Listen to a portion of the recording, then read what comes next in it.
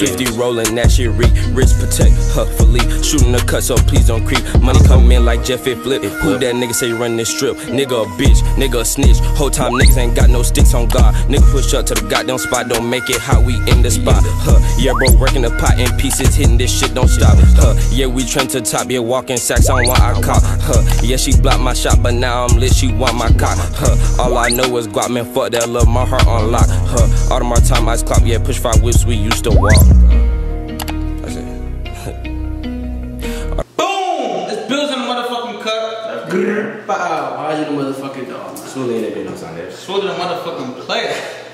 Today we're gonna react to goddamn Trap Geek video, King Von. RP. Friends becomes Big OTF. Friends becomes enemies. It's obviously about, I think it's gonna be about Quando Rondo and the King Von situation. We've talked about it, but you know, we ain't never watched this video before. I heard that it was what? Yeah, I know the video was 15 minutes. Yeah. But yeah, it's kind of a long video. It's gonna keep it short and sweet. Like, comment, subscribe, don't forget to buy on the road to 10K. Don't forget to add us on Instagram, man. Yeah, follow all of our Instagrams. Thank y'all for all the support. Let's get into it. Throw it down.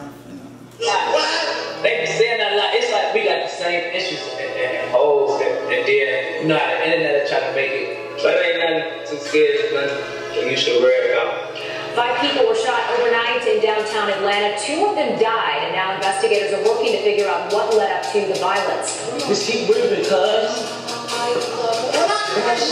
You got it. My fault. Yeah. Man, we shot. What you mean we're outside? Alright, what's up everybody? We gotta talk about this King Von situation. Rest in peace. It's tragic. Everything that could have went wrong that night. Von was shot in the parking lot of the Monaco Hookah Lounge right in the center of downtown Atlanta after this huge brawl with Quando Rondo's crew and a couple of undercover police. Everything was captured on surveillance cameras with multiple angles, and I've seen so many rumors and fake stories circulating. The stuff about Dirt buying all the tickets to Quando Rondo's next show, news sites posting Snapchats from a fake Quando Rondo account calling King Von Queen Von.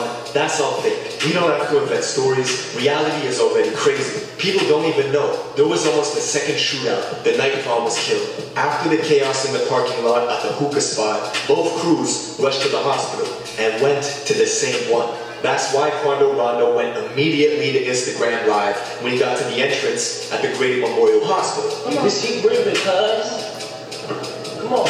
And while they moved Von's body on the highway 8 miles from the hospital to the morgue, Atlanta police were in the very same hospital charging Quando Rondo's boy, Little Tim, for the murder of King Von. Now, not only is Little Tim fighting this felony murder case, but something people don't know is he's already fighting a conspiracy case in Georgia. After this year-long investigation took down a trap house in Savannah, confiscating 15 pounds of kush, $16,000 cash, and a bunch of guns. And if you're online even a little bit, you've seen the rumors circulating that NBA YoungBoy is responsible for Von's death. We saw close NBA YoungBoy affiliates going immediately to IG Live as soon as it happened, laughing at Von being killed.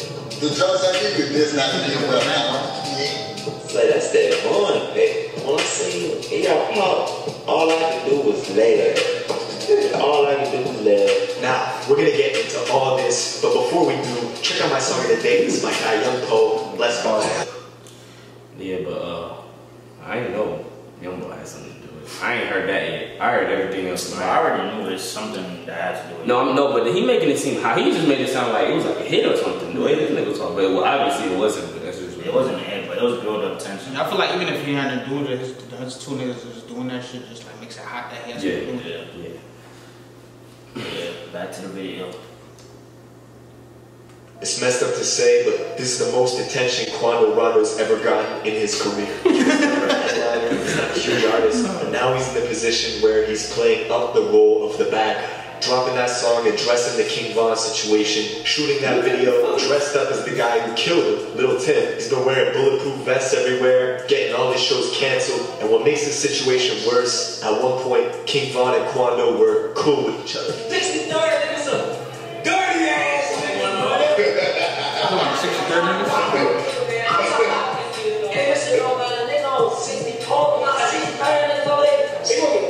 That's the video from a year ago of the 2 two of them before a show in Atlanta, cracking jokes and making fun of Von's ops together. But realistically, this relationship was not going to last. And yes, NBA YoungBoy is involved. YoungBoy, the YB situation was just too real, it was just too good. All us got a real bond, so I don't fuck that music shit, like, you feel me? This shit is way deeper than that. The reason YoungBoy is mentioned in this is because he has ties with both Quando and Von. Quando was the first artist signed to YoungBoy's Never Broken Yet label. They've been real close ever since, making music, doing shows. They even tag team jumped their own security together.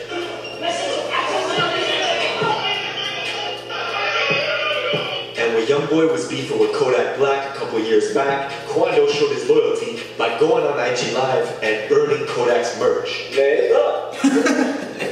Man, we on some NBA shit, man. Tell that to don't send this shit no more, man. He even went to New York and got into a brawl in Brooklyn with Kodak's artist, Tutu G's. According to Tutu, Quando got slapped, people were throwing chairs, it was chaos. Now thankfully, nobody got hurt, but the beef is still on to this day. And YoungBoy's got a huge list of these industry beefs with people he doesn't get along with. One tension that was slowly building behind the scenes was with him and a new artist out of Chicago named King Von.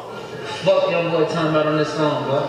He talking crazy on this man. Oh, yeah? He ain't even like that. Oh! I'm just dead, nah. You got rap.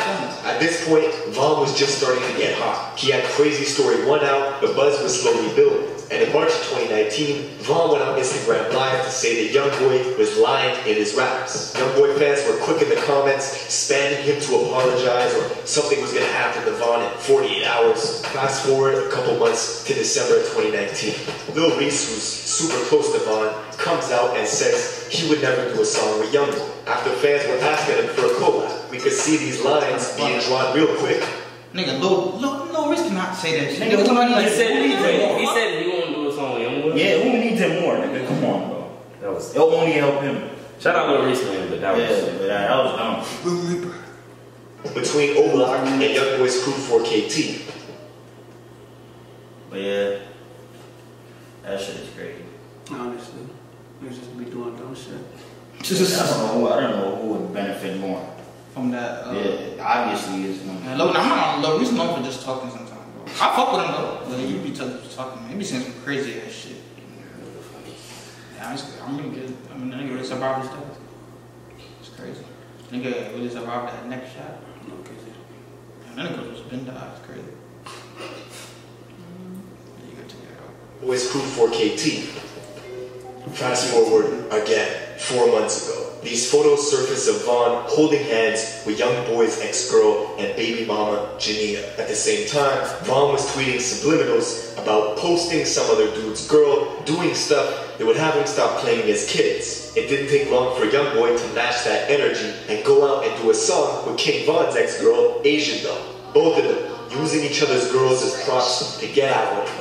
And the whole time, people like 600 Breezy from Chicago were hyping Von up, saying stuff like, I love what you're doing, we know what you're doing, hashtag rapper K. So he's saying rapper killer. Basically, he's cryptically talking about YoungBoy, who then responded indirectly but super directly at the same time by saying, I'm gonna make sure my son F's your daughter since her trouble. Now this tension kept building and building behind the scenes. Von's even got subliminals about YoungBoy on his new album he dropped last month, Welcome to O-Block. On the song Line 2, Von says outright that he's got beef in Louisiana, and the other dude doesn't know. He's rapping that gangster shit, now he's got to show it. So when the news hit last month that Von got killed in a confrontation with YoungBoy's artist, theories started to circulate that it was YoungBoy who ordered the hit. 2 days after Von was killed, a fan uploaded an old unreleased song from YoungBoy and titled it like it was a King Von diss called Let Them Shots Off.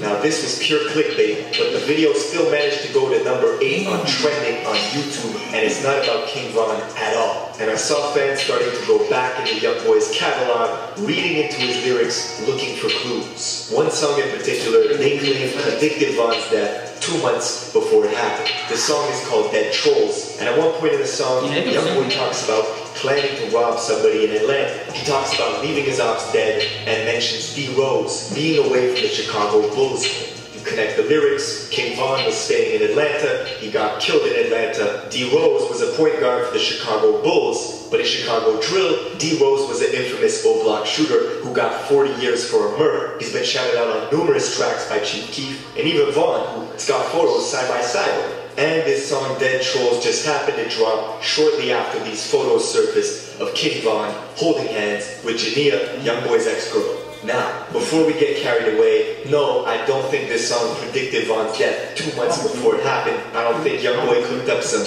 Louisiana voodoo to make that happen. In reality, the Atlanta line could be about anybody. Half the industry's in Atlanta, and Youngboy beefs with half the industry. J.D. Youngin, Fredo Bang, their beefs are well documented. Both of them got tension with Youngboy, and both of them recorded in Atlanta. So, no, I don't buy it. Truth is, Von's manager says this incident was personal between Quando and Von. This has nothing to do with Youngboy doing a song with Asian Doll, and that has nothing to do with this, right? No.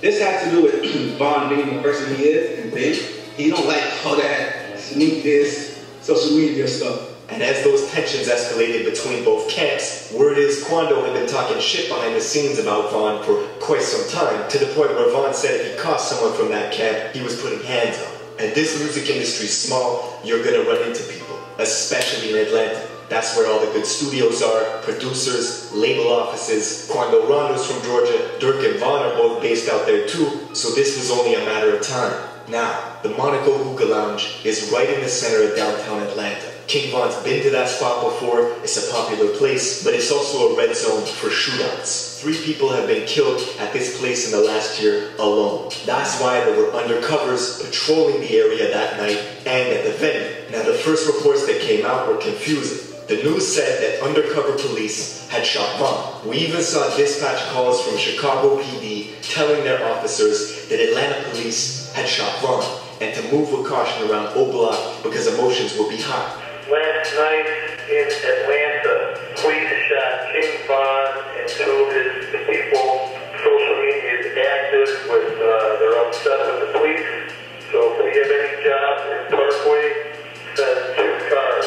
Keep your eyes open, be wary, they're not happy with the police over there. We later found out 3 separate crews were involved. Von's crew, Quando's crew, and the undercover police. Now, nobody knows what set Von off, but Von's manager says that night he wasn't himself. Von was celebrating his album release at Opium nightclub a few hours earlier. He was supposed to go back to his Airbnb around 2:30 in the morning, but he suddenly decided to switch routes midway and go to this hookah spot on Trinity Avenue about 10 minutes away. Now, Von cannot carry weapons himself. He's been fighting that case with Dirk in Atlanta for close to a year. They got strict guidelines to follow, but he knows his status. Usually, Von travels with 3 to 4 security, a bulletproof truck, and his guys from Chicago. But on this night, he left Club Opium by himself with 1 driver and 1 other car, leaving that fleet of security behind. When Von got to the hookah spot, he waited for 30 minutes in the car, and his security finally got word of his new location change and immediately rushed over to get to him. The whole time, Quando Rondo just happened to be in the same parking lot at that same hookah spot, napping in his McLaren. I know coincidences can happen,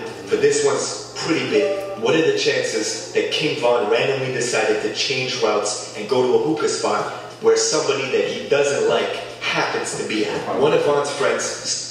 I feel like he knew. Yeah, I think he knew that. I don't think so. Yeah, I really do think he was. I think he was. He can't just, if he wasn't acting like him, so he can't just be like, yeah, let's go over here. I mean, you can do that, but it seemed like, I don't know. That's not what he just said. It seemed like he like somebody had to tell him that he was gonna be there. You know how they said the manager said that when he got there, he waited for like 30 minutes before he got out of the car. That probably means that he probably was just waiting for everybody to come. So but you know how I know he didn't know because the manager was like, King Von didn't get out the car until one of his nigga told him, he probably was like, he's here. The reason why I think he was waiting is because he didn't tell us no security where he was going. He was waiting for them to come. Or you know what else could happen? It could have been like, basically, King Von knew he was gonna be there, but just not once. So he probably was just chilling in the car, and when the nigga came, was like, "You're here now." I mean, he might have not known. He might have known. We'll never know.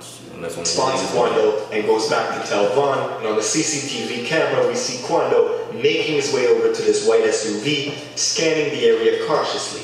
Shortly after, you see Vaughn leaping out of his own car, going looking for Quando. As soon as Vaughn sees Quando, he starts throwing punches. Vaughn is unarmed, but his crew is swarming Quando quickly. That's when Quando's bro, Lil Tim, hops out the way SBC, pulls a pistol out, and fires off 5 shots, hitting Vaughn in the chest and thighs. Bullets also graze Vaughn's manager, who is in the mix of it. All hell breaks loose. Vaughn's bro, Slutty, who was right next to Vaughn when the brawl started, was the first person to return fire once Vaughn gets shot, hitting Lil Tim in the leg once, but then his gun jams, so he can't finish the job. Now this actually saves Lil Tim's life. Him getting shot in the leg drops him to the ground, making him a non-threat to the undercover police who were creeping around back in the adjacent parking lot. With Lil Tim on the ground and Slutty standing over him with a jammed up Glock, Slutty turns and runs into the adjacent parking lot towards the undercovers, who start ringing off shots and hit both Slutty and another O-Block guy named Louie in the head, killing Slutty on the spot and leaving Louie in critical condition. This whole time, Quando is still tangled up with King Von, who's just been shot a bunch of times and has paralysis in the bottom half of his body. According to Von's manager, Quando... He was gonna be paralyzed regardless if he lived.